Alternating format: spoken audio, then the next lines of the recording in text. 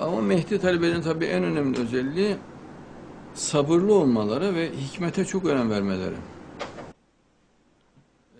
Aslında But of course, the best thing about the most important quality of the Mahdi students that they are very patient and they will pay a lot of attention to wisdom. The most surprising thing about the Mahdi system is that God's help will be very clear. For example, think about a little kid, a baby, living amongst the snakes, and he's very healthy and nothing happens to him. It's like that. It will be like that. The Torah, there is a phrase like that: a child will put his hand in the den of a snake, but the snakes will not bite him.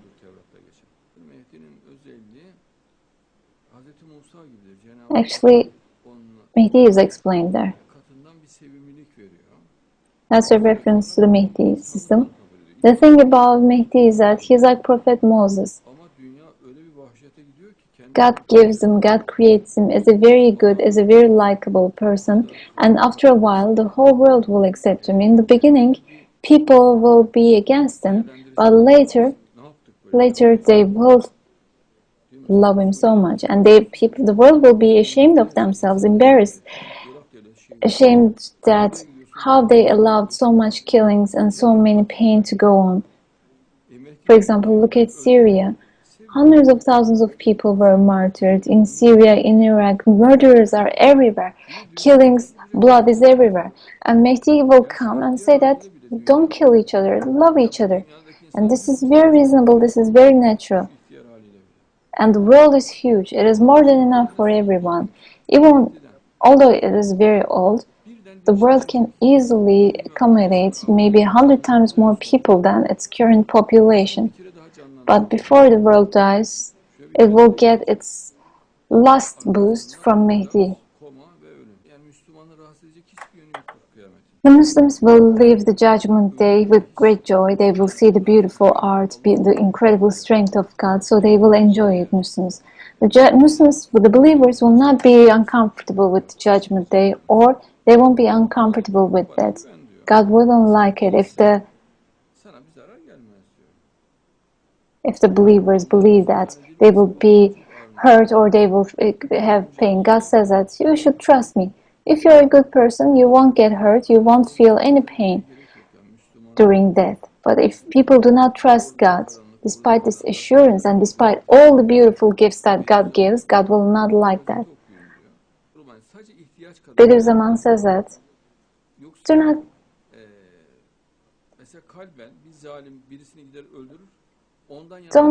don't get worried about what you read on the newspapers or televisions. Do not pay too much attention to them, because,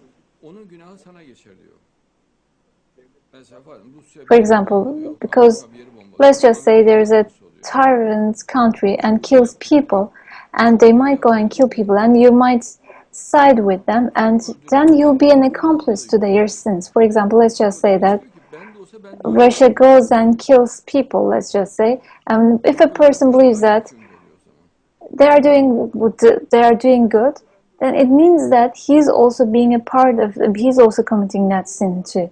He's also being an accomplice to that sin. When he says that, when he condones that action.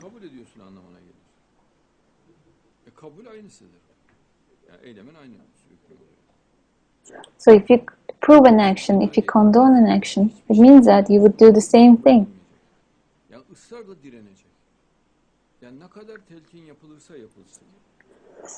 That's why murders and tyranny can never be accepted by Muslims.